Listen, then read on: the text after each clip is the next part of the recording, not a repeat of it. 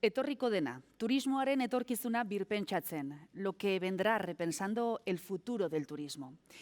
Es en torno a esta idea que está estructurada la primera ponencia de este encuentro. Va a correr a cargo de Antonio Gutiérrez Rubí.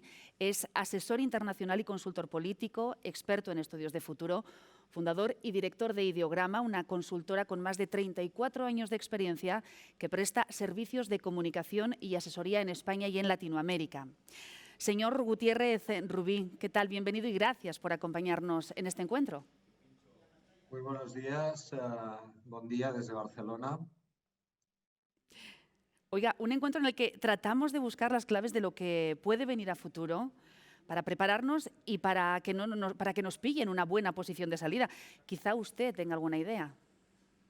Bueno, voy a intentarlo. De todas maneras, estamos en un momento en el que predecir el futuro no se puede hacer con mucha seguridad, pero sí que podemos saber cómo queremos llegar a ese futuro, ¿no? Con qué actitudes, con qué valores, con qué preparación queremos llegar al futuro, y eso es lo que voy a intentar hoy explicar en mi intervención.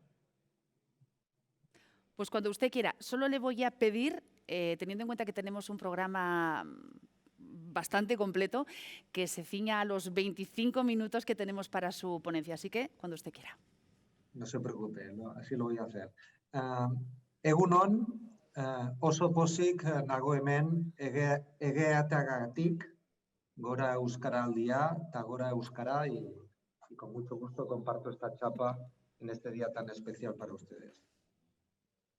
Voy a compartir pantalla, si me lo permiten.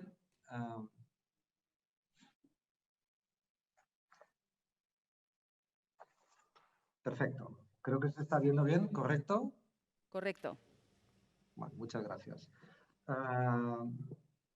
He preparado una presentación con esta reflexión, lo que viene repensando el futuro del turismo en este año tan complejo del COVID-19 y de la pandemia. Y el punto de partida, la tesis que voy a defender es que lo que viene ese día después no será exactamente un continuará, como lo dejamos antes de la pandemia, sino más bien una gran oportunidad para hacer un reinicio, un reset completo, ¿no?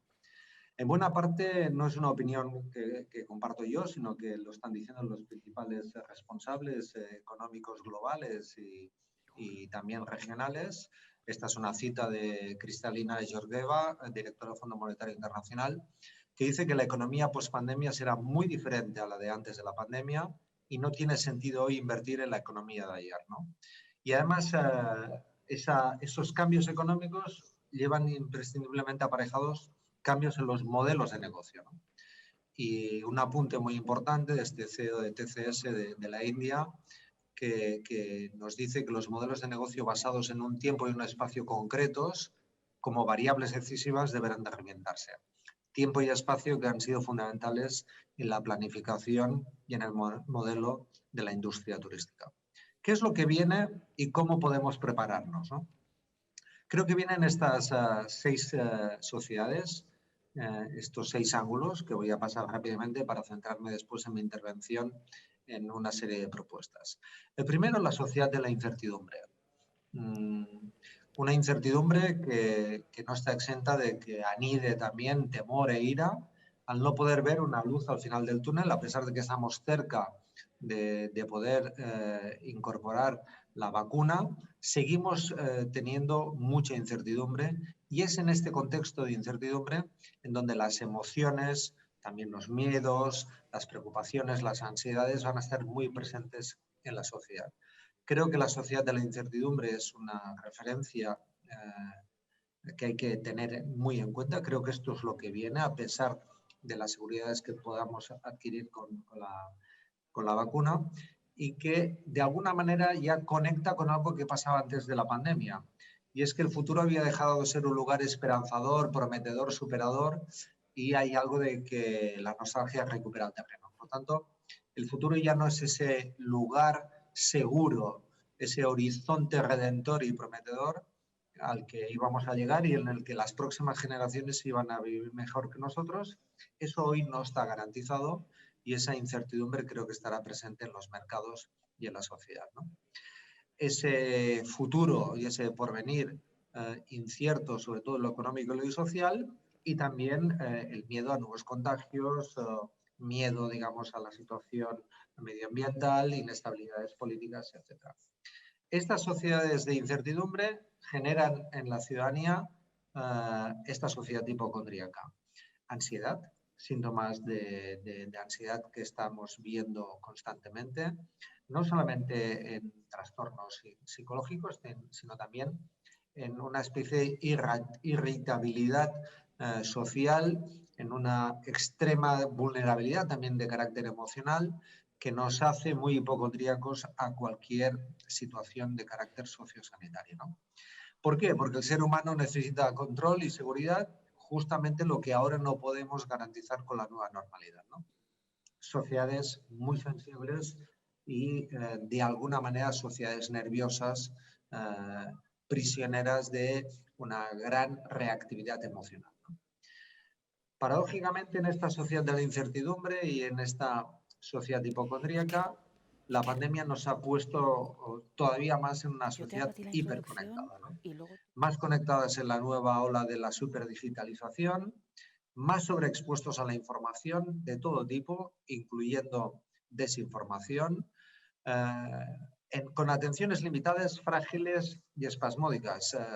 Quiero recordarles que el tiempo de paciencia cognitiva o de atención cognitiva en estos momentos es solo de 4 o 5 segundos, en un entorno en donde hay una gran oferta abundante de datos con una creciente atonía vital producto de esta sobreexposición.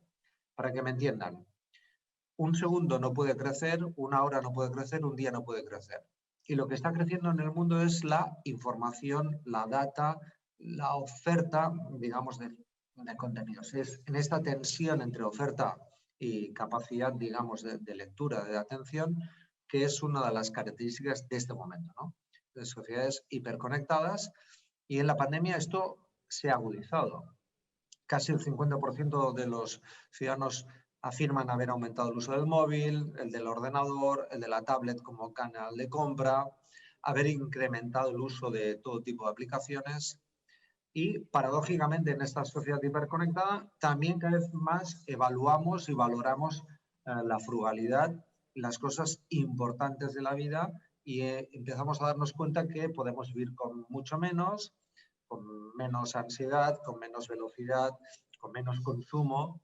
Hemos descubierto en nuestros armarios prendas que no nos poníamos antes, nos hemos dado cuenta que quizás nos sobra mucha ropa, que tenemos demasiadas cosas, que podemos simplificar nuestra vida.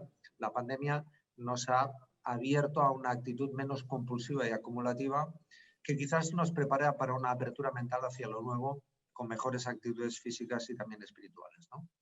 Una sociedad efímera en donde en esta sociedad hiperconectada y atenciones limitadas todo pasa muy rápido.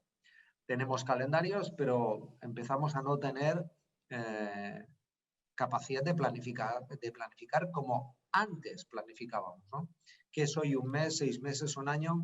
Ignoramos qué unidad de tiempo necesitamos para unas buenas planificaciones y en el sector de los datos históricos al tiempo real pasamos a decisiones en el último minuto que van a requerir propuestas muy flexibles o hiperflexibles.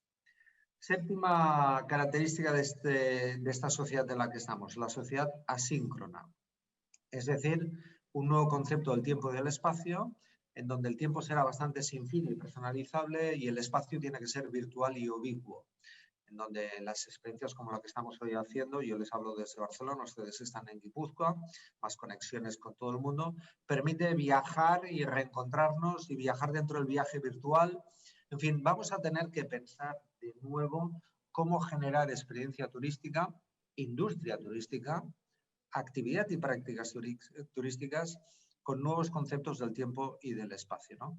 Quizás una sociedad de turnos con usos híbridos, off y online, que apueste por una itinerancia descentralizada, algunas de las pistas de las que en la segunda parte de mi intervención voy a explorar más, ¿no?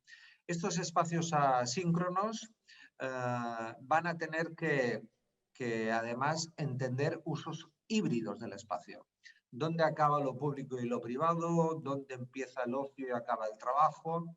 Vamos a tener que hacer transiciones más híbridas para conseguir que la experiencia turística no sea como un corte temporal, sino que pueda estar quizás integrada más en la vida y en donde más que las vacaciones podamos tener una vida en donde trabajo y descanso formen parte más de una secuencia natural y no solo de una secuencia temporal, ¿no?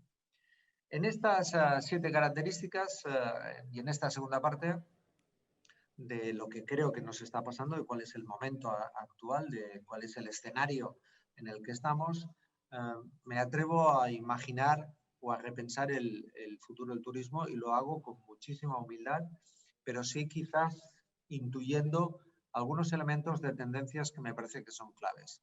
Y sobre el tema de las tendencias, una advertencia. Es bueno detectar las tendencias con tiempo, aquello que parece lejano, que es pequeño, que todavía no es relevante, pero que sabemos que gracias a la aceleración tecnológica y social va a llegar a nuestras puertas, va a llegar a nuestras comarcas, va a llegar a Guipúzcoa, va a llegar a nuestra industria turística y por lo tanto vamos a tener que reaccionar. Si no nos preparamos con tiempo suficiente ante estas tendencias, cuando esa tendencia esté llamando a la puerta de manera inexorable y exigiéndonos cambios o apertura, no vamos a tener esa capacidad y vamos a reaccionar de manera defensiva y conservadora. Me decía la presentadora, la conductora de este evento, que era lo que venía, ¿no? Yo no lo sé con seguridad, pero sí que creo que podemos pensar en un itinerario de aprendizaje y que en todo caso prefiero que ese día después, ese reset, me encuentre estudiando, aprendiendo, reaprendiendo, repensando cómo tiene que ser la industria y no esperando como Newton que me caiga la manzana, ¿no? Creo honestamente que el turismo va a formar parte de este gran reset económico.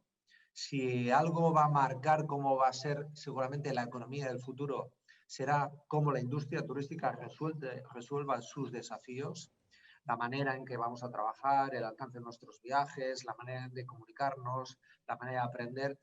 Todos estos elementos van a formar parte de este gran reset y así como resolvamos estos desafíos en la industria turística, seguramente así resolveremos estos desafíos en la economía y en la sociedad, ¿no? Lo que viene son 7 ángulos también, como estas 7 pequeñas descripciones que voy a pasar a desarrollar en estos momentos. Primero, no por muy evidente, no creo que haya que dejar de destacarlo quizás como un primer elemento, ¿no? Y es que las empresas turísticas que sean capaces de transmitir seguridad, certidumbre, confianza serán las que consigan clientes. El 80% de los viajeros espera que el sector se prepare para esta nueva normalidad. El 70% espera que todas las atracciones y prácticas turísticas se adapten a las normas de distancia física.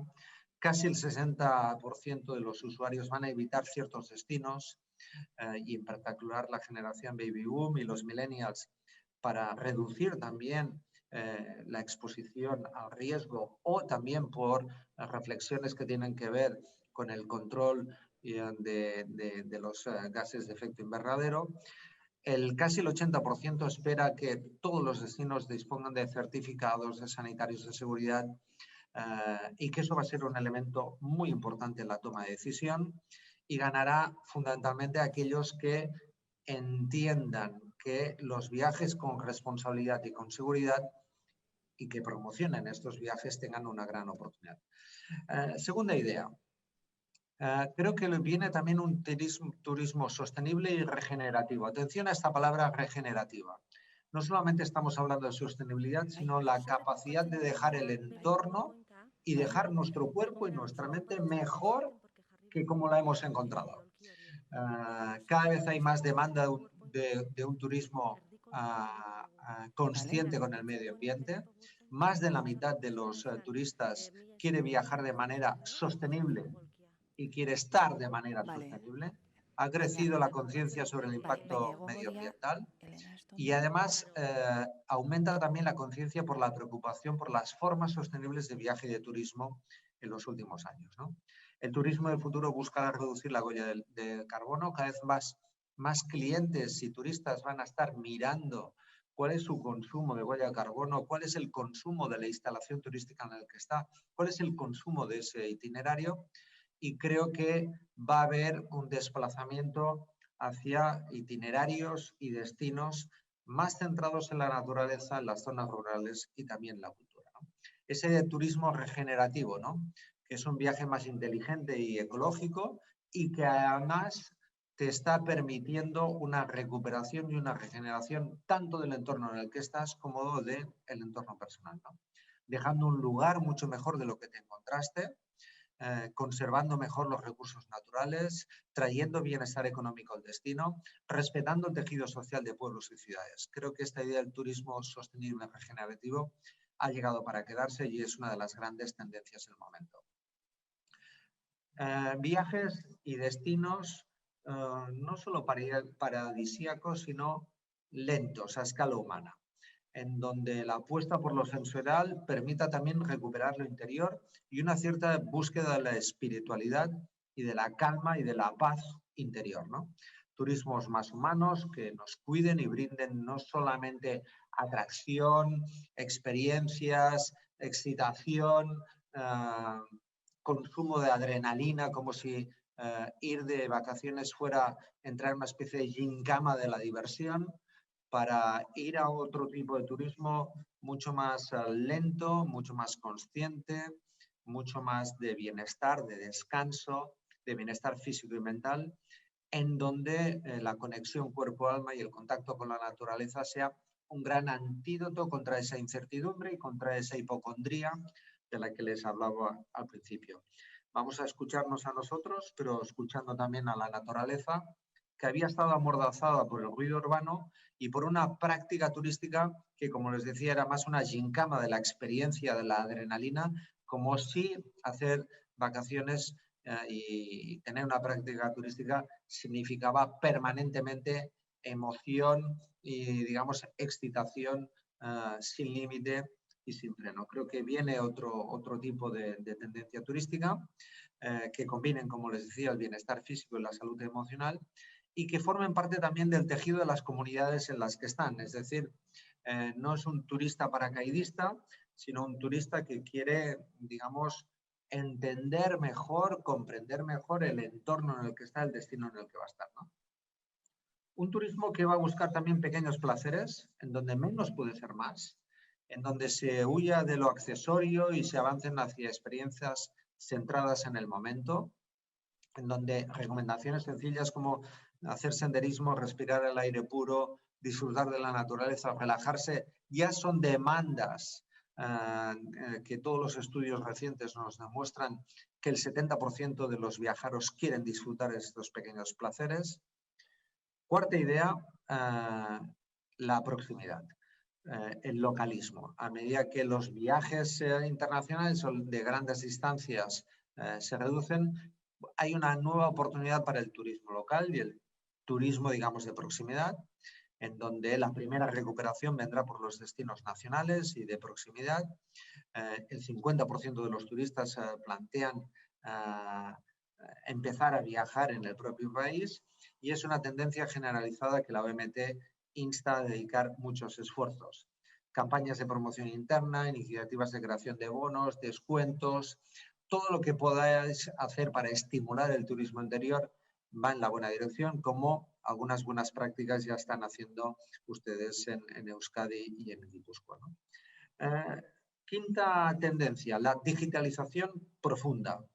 Va a aumentar no solamente la productividad de las pymes turísticas, y esto es muy importante para nuestro tejido industrial de la industria turística, y por lo tanto digitalización tiene que ver con productividad, pero sobre todo tiene que ver con este itinerario, ¿no? Nos permite mejorar la información y las experiencias, las super apps y la automatización de herramientas tecnológicas como parte de las tendencias para atraer al viajero. El viaje empieza en la búsqueda de Google, no cuando llega el viajero. Segundo, las oportunidades de crear balances entre trabajo y vacaciones, hoteles híbridos y vacaciones híbridas, y voy a pasarlo muy rápidamente por estas 4 ideas, ¿no? La inteligencia artificial, la realidad virtual, el Big Data, las superaplicaciones nos permiten tener información del viajero antes de que muestre incluso su voluntad de ir a nuestro destino. Creo que esa idea de una tecnología que envuelva al viajero, que envuelva al usuario del destino turístico desde el primer momento, en donde podamos tener también quizás y experimentar chatbots inteligentes en las habitaciones, digamos, en las aplicaciones, que generen conversaciones con los usuarios para mejorar la gestión del destino, automatización domótica y automatización de los espacios como parte de las nuevas experiencias del cliente, super aplicaciones, como les decía, que faciliten pagos con sistemas de contactless, touchless del viajero, combinación de varias funciones como viajes, redes sociales, servicios financieros y compra, todo en plataformas centralizadas. De alguna manera una experiencia fluida y omnicanal en donde la atención personalizada y eficiente de todas las etapas del viaje, antes, durante y después, forman parte de esta digitalización de la que os hablaba. Segundo aspecto, tendencia de trasladar el trabajo también a remoto, a lugares más placenteros. Como decía, esta hibridación entre trabajo y ocio creo que es una nueva experiencia y una nueva oportunidad para atraer clientes, nuevos formatos de espacio-tiempo. Canarias es un ejemplo de lo que de esta experiencia de buscar destinos atractivos para los trabajadores nómadas o para aquellos que podemos o que puedan estar trabajando de manera remota durante periodos cortos o largos. Eso va a obligar a hoteles híbridos que no solo son habitaciones, ni comedor del desayunador, ni lobby. Vamos a tener necesidad de mejorar los espacios dentro de las habitaciones, desde la conectividad, a los enchufes, a las mesas, a las sillas cómodas para poder trabajar, en donde vamos a tener que tener seguramente coworkings dentro de los espacios de estos hoteles híbridos, para estos nómadas del coworking y del co-living que necesitan áreas colectivas para descansar, trabajar y socializar, e incluso convertir las habitaciones en oficinas temporales, ¿no? Estas habitaciones, estos hoteles van a requerir wifi de alta velocidad, privilegios de impresión ilimitados, estacionamientos gratuitos de todo tipo, en fin. Avancemos en este concepto de vacaciones híbridas para poder trabajar y descansar en cualquier lugar del mundo, a cualquier hora y en cualquier momento, ¿no? Eso va a obligar a una política de precios y tarifas diferente, que no sea solo de pernoctaciones y de vacaciones, que vaya más allá del fin de semana, de una semana y hasta un mes, que piensen también qué va a pasar cuando los padres trabajan y el resto de la familia disfruta del conjunto de servicios, etc. Acabo con la sexta y la séptima. Nueva comunicación. Creo que esto va a ser muy relevante. Vamos a necesitar una comunicación mucho más clara. Los ciudadanos y los usuarios van a valorar lo auténtico, lo sincero, lo genuino en la comunicación turística. Caen las máscaras supuestamente del marketing. Creo que los ciudadanos y los usuarios van a valorar una comunicación basada en valores y culturas, muy sensorial, muy concreta y muy acotada hacia los targets, muy de producción también de contenidos audiovisuales. En fin, viene una nueva narrativa turística y esto me lleva ya en mi tramo final a contemplar la inteligencia turística como un activo de la tendencia que viene, ¿no? La industria turística se ha basado siempre en datos históricos de temporadas para predecir la demanda futura. Ese dato de la temporada lo vamos a tener que revisar. En el actual entorno altamente acelerado y efímero, esto ya no es adecuado. Tenemos que empezar a comprender que el usuario, que el viajero, que el turista empieza cuando empieza su necesidad, su deseo, que hay que identificar nuevas tendencias para anticiparnos con tiempo a las preferencias de los consumidores, que necesitamos mucha más Big Data y visualización de datos para podernos preparar y prever mucho mejor, que crecen otro tipo de indicadores cualitativos, sociales, que tenemos que ver cómo los comportamientos pueden ser más relevantes que las opiniones. Y en ese sentido creo que esta nueva inteligencia va a obligar a una demoscopia diferente, a una lectura mejor de cuáles son las demandas y muy brevemente acabo con este cuadro. Si la demoscopia tradicional en el sector turístico pregunta opiniones a los clientes y a los usuarios, creo que necesitamos otra demoscopia basada en descubrir intereses, conversaciones, preferencias, convicciones, creencias y atención. Que todo este mundo, todas estas segundas referencias nos dan comportamientos y que los comportamientos son muy relevantes a la hora de predecir y prever y prepararnos para lo que viene. Acabo con esta frase, no vendan pernoctaciones, no vendan noches, no vendan solo camas, vendan experiencias, usos, prácticas y modalidades nuevas en donde la pernoctación sea simplemente una oportunidad más o una parte más de una práctica y de una modalidad y no solo el indicador de cómo funciona la actividad o el negocio turístico. Muchas gracias, moderadora. Creo que he cumplido mi tiempo y vuelvo a insistirles en que lo que viene no es un continuará, sino ya un reset total. Muchas gracias por su tiempo y gracias por permitirme esta conferencia inaugural. Muchas gracias. Bueno, ha cumplido a la perfección. Muchísimas gracias, señor Gutiérrez Rubí. Ahora vamos a abrir una segunda parte. Gurekin dugu Gipuzkoako Foru Aldundiko Turismoko zuzendaria Iker Goiria, eta bera izango da solaskide elkarrizketa honetan. Goiria jauna, egunon. Egunon. Bizi dugun panorama ikusirik, ez dakit etorkizunari nolabaiteko bertigoz begiratzen diogun, edo nolabaiteko konbentzimenduz, alegia, orain arte gauzak ondo egin izana lagungarri izango dugula egoera berriro martxan jartzean? Bueno, behintzat, Antonik esaten zuen bezala prestatuz, ez? Geure buruak prestatuz. No? Hori da uste dut klabea, ez? Azken finean, datorrena dator, eta guk badaude zenbait gauza ez ditugula kontrolatu, ez? Baina bai beraiei nola aurre egin.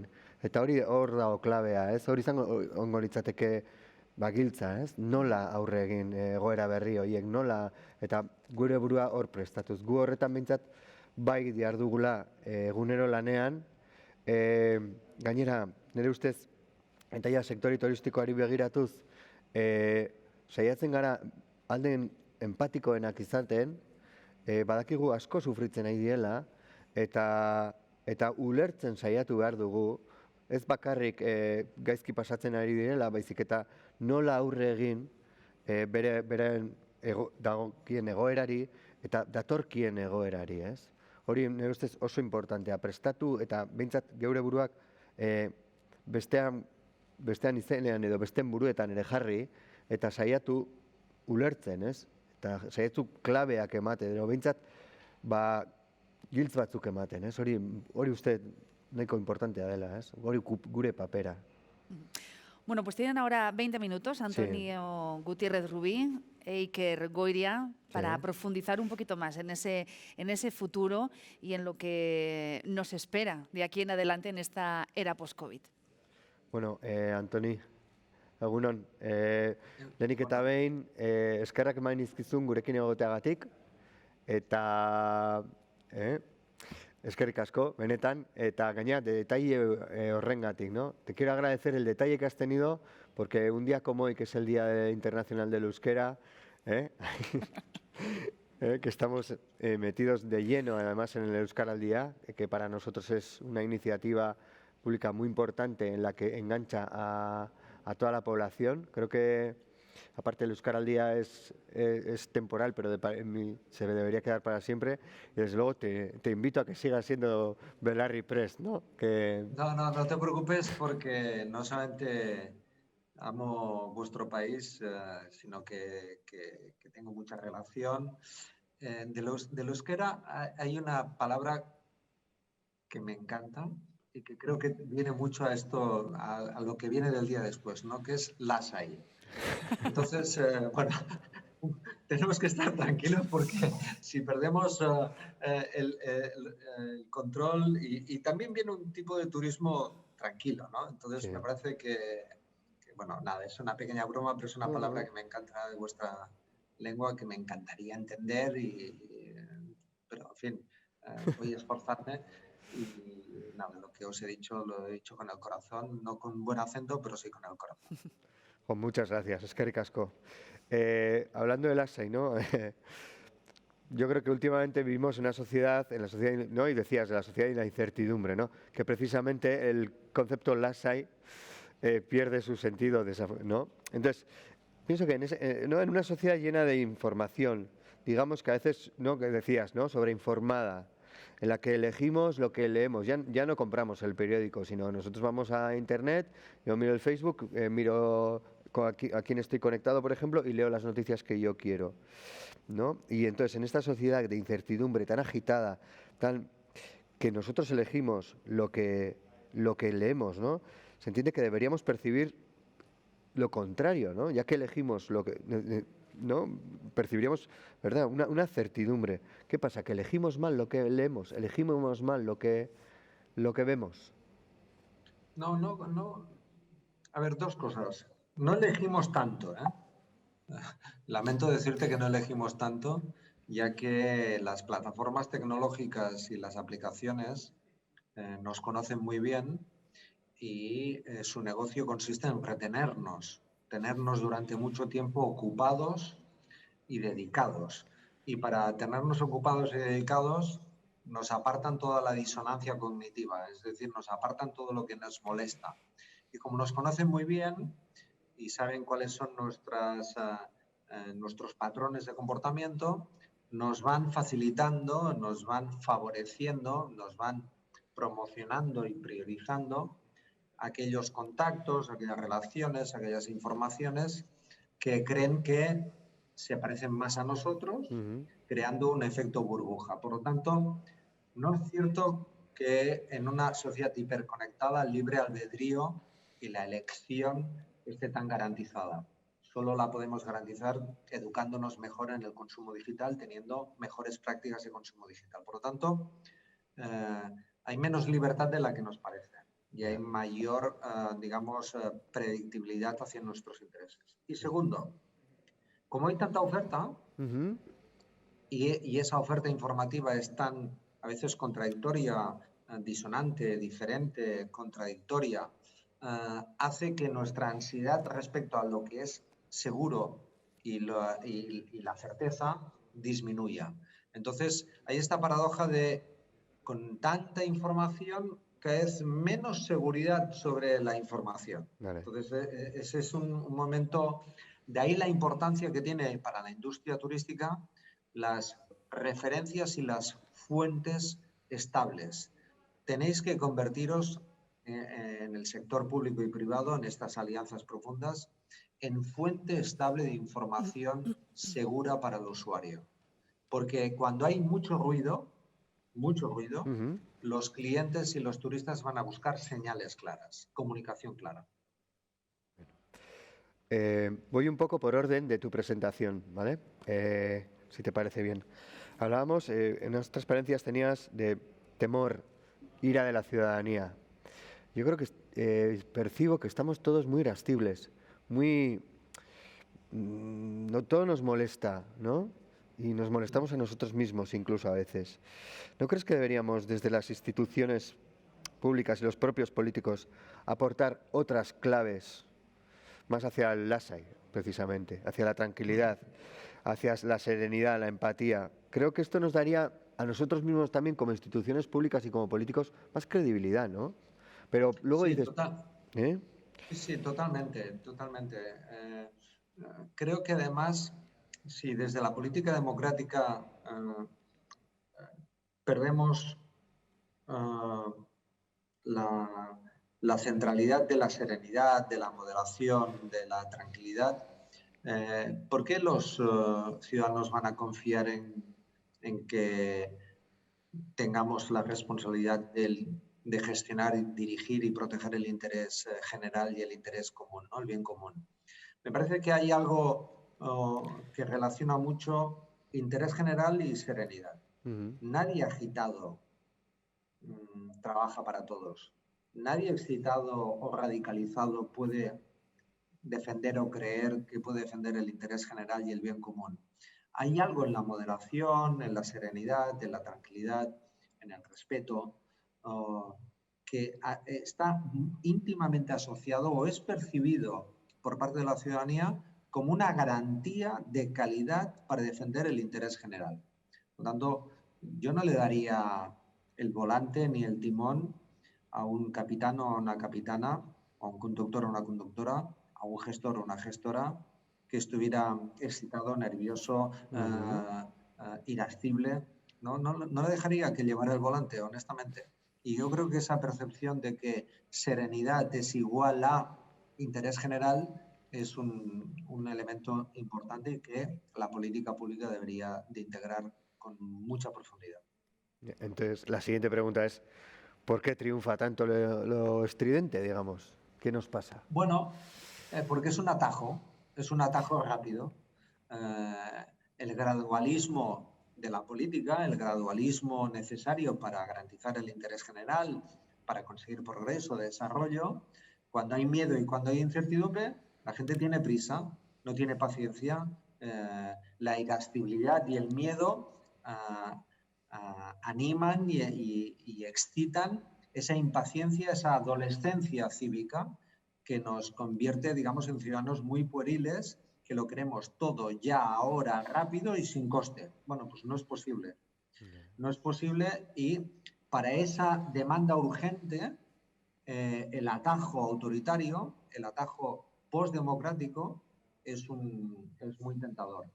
Por eso tenemos ahora un problema y es que el 70% de los europeos, por ejemplo, en una encuesta del año pasado de la Fundación Bertelsmann, siente nostalgia por el pasado y no tiene confianza en el futuro. Y eso era prepandemia.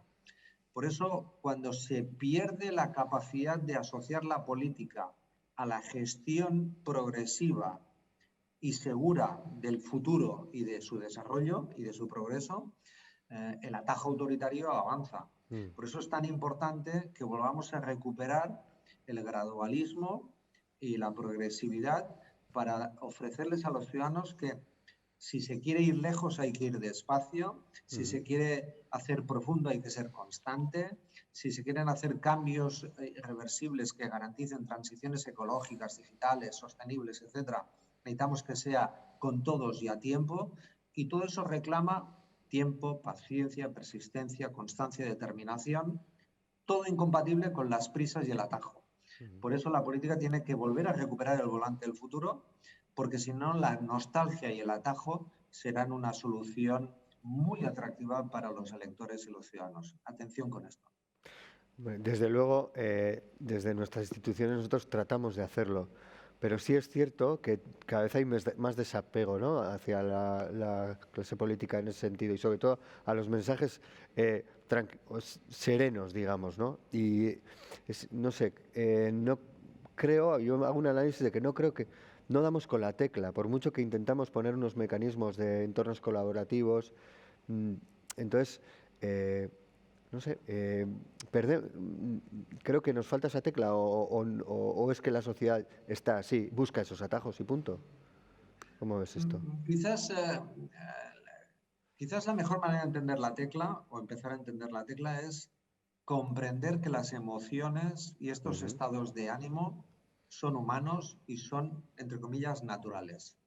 No es un defecto, no es una desviación, no es algo que tengamos que culpabilizar. Creo que debemos de entender mejor que en este contexto el miedo, la ansiedad, la necesidad de encontrar una solución rápida del atajo es una demanda comprensible desde el punto de vista humano. Antes lo decías, me parece que en tu intervención inicial, la empatía es ponerse en el lugar del otro. Y creo que tenemos que salir un poco de ese mundo de que la política está asociada a la simpatía, al marketing, a la seducción, y tiene que estar cada vez más cerca de la empatía, de la comprensión, del acompañamiento. No es tanto un follow me, tan característico del mundo turístico, que no es síganme, sino es más bien con todos y a tiempo, una política más de los cuidados, del acompañamiento, de la comprensión, de la empatía, que no de la simpatía, del follow me, del dirigismo político. Creo que esto sí que es un parteaguas, ¿no? Y buena parte de empezar a tocar la tecla es estar muy cerca de la tecla y entender el sonido y entender cuál es esa demanda de esa política más de acompañamiento, más de cuidado, más acogedora, que comprenda y entienda estos estados de ánimo que se convierten en estados de opinión, porque la gente acaba pensando lo que siente. Y me parece que necesitamos mayor formación de neurociencia, de cómo funciona nuestro cerebro emocional, mayor capacidad de psicología social. En fin, tenemos bastantes déficits en la política desde el punto de vista formativo y de capacidades para entender estas sociedades espasmódicas y hipocondríacas y nerviosas. Tenemos que estudiar más de psicología social si queremos tocar bien la tecla y no tocar de oído. Bien. Antonio, vamos al turismo, si te parece bien. Muy bien. Estamos hablando, hablas de repensar el futuro del turismo, de buscar nuevas claves. Hoy en día se habla mucho de, ¿no?, detectar esas nuevas tendencias, ¿no? Se habla mucho de, sobre todo con tiempo, de digitalización, sobre todo sostenibilidad, la tomamos antes, y experiencias, ¿vale? Bueno, en ese sentido, vale, necesitamos aprendizaje, necesitamos ese tiempo, pero tenemos que cambiar tan rápido. ¿Cómo tomarnos ese tiempo para poder emprender ese proceso de aprendizaje? Ya. Hay que abandonar la idea de que el cambio y transformación de la industria turística es solo como lateral, ¿no? Como un añadido a lo que teníamos. La industria turística siempre ha ido añadiendo servicios, ¿de acuerdo? Sobre una matriz básica, que es el alojamiento y la restauración. Pues ha ido añadiendo servicios. Me parece que lo que viene no es un añadido más, no es más ancho de wifi solo. Es una nueva concepción del establecimiento y del destino, en donde no es tanto llegar y salir, sino estar, explorar, transitar, itinerar y hacer otro tipo de modelo de negocio en la industria turística que no se mida solo por los patrones habituales de las pernoctaciones, que permita algo más allá de la habitación de mediodía, sino que permita un uso del equipamiento y de la infraestructura como una segunda casa y una segunda oficina, como otro espacio acogedor para la práctica vital de trabajar y descansar de manera híbrida. Entonces, eso va a obligar a muchos cambios, muchos cambios. Tener sillas incómodas en las habitaciones, o no tener una sola mesa, o que todos los enchufes estén en el piso, ¿no? Vamos a tener que trabajar con otra dimensión, y para ello hay que empezar a pensar que lo que viene no es un añadido a poner simplemente sobre la infraestructura que tenemos, sino quizás a un cambio de modelo de negocio. Si lo hacéis como añadido, cuando la demanda llegue y sea más exigente y más fuerte y discrimine más quién está preparado y quién no lo está, vais a estar muy a la defensiva. En cambio, empezar a pensar ahora nuevos modelos de negocio y nuevas modalidades de contratación y nuevas prácticas turísticas, ese es un camino más acertado. La mejor manera de ganar tiempo a este reset es salir cuanto antes. Como la mejor manera de llegar a un lugar que está muy lejos es salir pronto y madrugar, pues eso, madrugar. Madrugar organizativamente, madrugar intelectualmente, empezar antes, cuanto antes sin esperar que la vacuna, que el buen tiempo, que la próxima temporada se va a parecer mucho a la del 18 y la del 19, y que esto ha sido un mal año, como en las plagas bíblicas, cada 7 años digamos una temporada larga de años malos. No creo que venga eso. Creo que vienen cambios más profundos de la industria turística, como son los que he intentado dibujar antes. Una última pregunta. Hablamos de la digitalización, ¿no? De la inteligencia, vale, y se habla mucho de esto, ¿no? Pero la pregunta es, ¿cómo accede, ¿no? un autónomo a esa digitalización, un pequeño empresario? Hay casos en los cuales, ¿no? un guía lo ve un poco lejos, ¿no? Dice, ¿cómo llegar un empresario a ese viaje? Y no solo eso, hablabas de que el viaje comienza cuando yo hago una búsqueda en Google. ¿Cómo llego yo a ese viajero que busca en Google? Bueno, afortunadamente la tecnología y los comportamientos tecnológicos de los usuarios pre-clientes ¿Vale? dejan mucho rastro digital. Hay mucha capacidad de saber quién está buscando qué y que afecta a nuestro sector, a nuestro destino, a nuestra infraestructura o a nuestra oferta.